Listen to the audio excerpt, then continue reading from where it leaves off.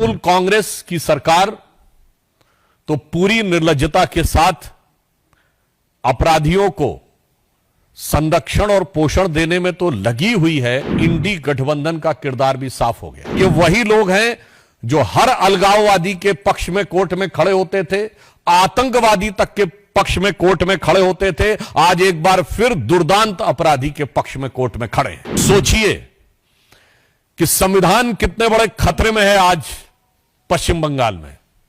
आप कल्पना करिए कि यदि इनकी कहीं सरकार होती केंद्र में तो उंगली तोड़ दी जाती।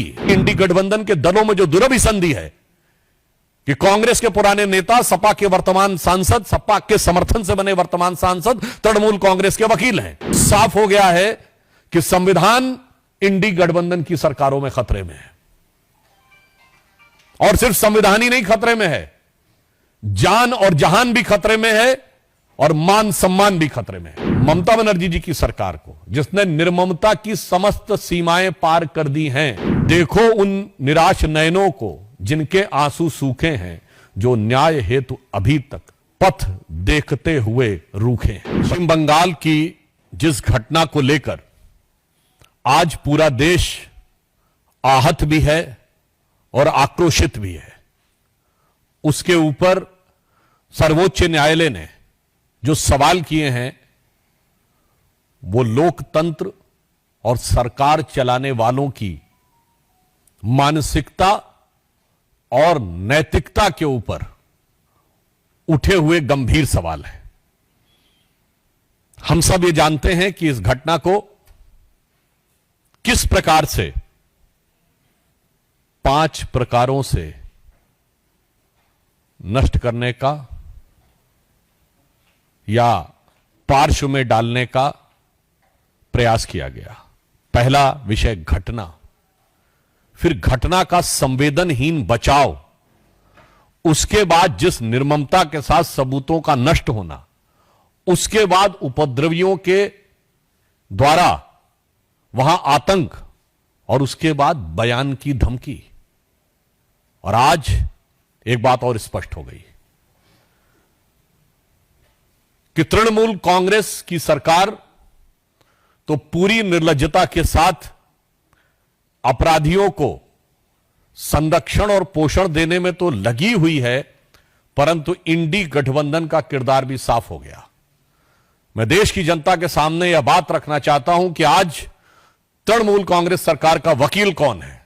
श्री कपिल सिब्बल वकील हैं पश्चिम बंगाल सरकार के, सांसद हैं उत्तर प्रदेश की समाजवादी पार्टी के समर्थन से, और पूर्व मंत्री हैं कांग्रेस सरकार के। अब कोई किसी प्रकार का किंतु परंतु नहीं है कि ये सब एक दूसरे के अपराधों के संरक्षण के लिए खड़े हैं। और ये वही लोग हैं जो हर अलगाववादी के पक्ष में कोर्ट में खड़े होते थे, आतंकवादी तक के पक्ष में कोर्ट में खड़े होते थे, आज एक बार फिर दुर्दांत अपराधी के पक्ष में कोर्ट में खड़े हैं। तो मुझे नहीं लगता है कि अब इस पे बचाव की कोई गुंजाइश ममता बनर्जी जी के पास तो है ही नहीं, ना अखिलेश यादव जी से भी मैं सवाल पूछता हूं, और राहुल गांधी जी और सोनिया गांधी जी से भी।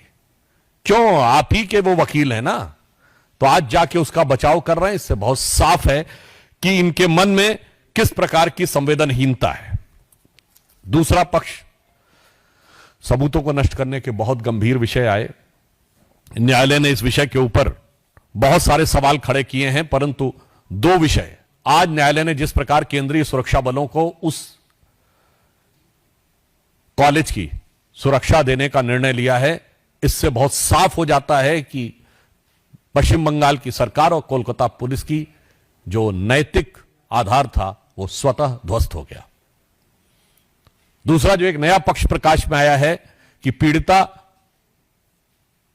अपनी डायरी लिखती थी और वो अपने पिताजी से उसको साझा करती थी, और उसके बहुत से पन्ने और उस दिन के पन्ने गायब हैं। सबूतों की तो ऐसी श्रृंखला है कि उस विषय के ऊपर क्या बोला जाए ये कहने में।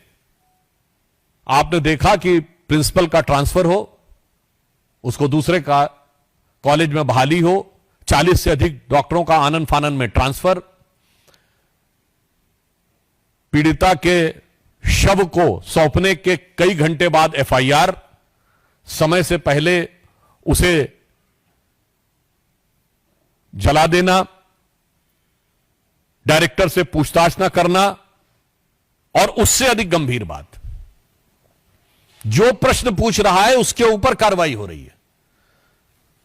मैं एक नैतिक सवाल भी पूछना चाहता हूं कि सोशल मीडिया या वक्तव्य में यदि कोई भी व्यक्ति बयान दे देगा, सर्वोच्च न्यायालय ने इसका भी संज्ञान लिया है, तो जिस प्रकार से कार्रवाई आवश्यकता थी कि कठोर कार्रवाई यह सरकार करती उन लोगों के विरुद्ध जिन्होंने यह कार्य किया था, उल्टे कार्रवाई उन पर हो रही है जो कि इंसाफ की मांग उठा रहे हैं। चाहे 23 वर्षीय पॉलिटेक्निक की छात्रा सागनिका लाहा ने इस घटना को लेकर सरकार पर हमला किया तो उसको गिरफ्तार करने की कार्रवाई कर दी गई।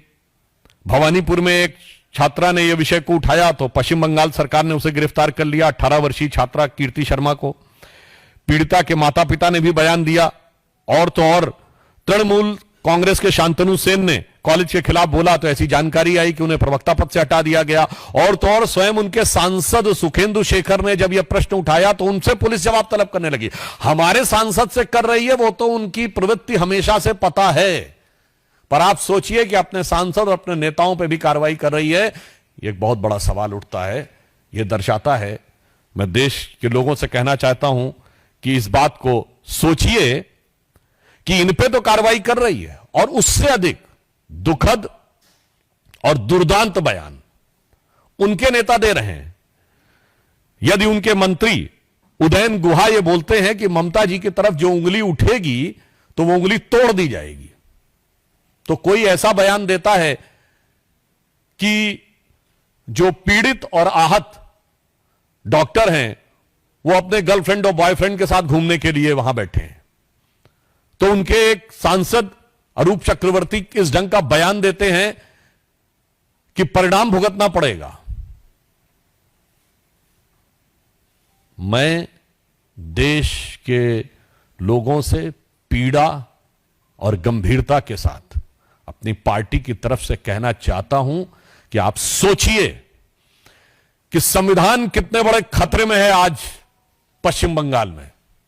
आप कल्पना करिए कि यदि इनकी कहीं सरकार होती केंद्र में तो उंगली तोड़ दी जाती, जो इनके मंत्री ने कहा है, उदयन गुहा ने, जो संदीप चक्रवर्ती ने, अरूप चक्रवर्ती ने कहा है, तो परिणाम भुगता दिया होता। आज सर्वोच्च न्यायालय और केंद्रीय बलों के हस्तक्षेप के बाद यह स्थिति है, तो मैं यह बात जिम्मेदारी के साथ कहना चाहता हूं। और आप देख रहे हैं कि इंडी गठबंधन के दलों में जो दुरभिसंधि है कि कांग्रेस के पुराने नेता, सपा के वर्तमान सांसद, सपा के समर्थन से बने वर्तमान सांसद तृणमूल कांग्रेस के वकील हैं, जिनकी ख्याति अपराधियों और अलगाववादियों का समर्थन करने की है।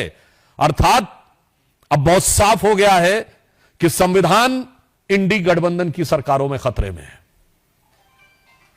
और सिर्फ संविधान ही नहीं खतरे में है, जान और जहान भी खतरे में है, और मान सम्मान भी खतरे में है। परंतु हम यह आश्वस्त करना चाहते हैं कि केंद्र सरकार कोई कोर कसर उठाकर नहीं रखेगी कि पीड़ित परिवार को न्याय सुनिश्चित हो सके। और इसके लिए चूंकि सर्वोच्च न्यायालय ने स्वतः संज्ञान ले लिया है, तो जो कानूनी प्रक्रिया है वो तो न्यायालय के दिशा निर्देश में चलेगी। उसमें जो भी सक्रिय, सकारात्मक और त्वरित सहयोग, means assertive, active and fast contribution which will be required on the part of the government, they will provide.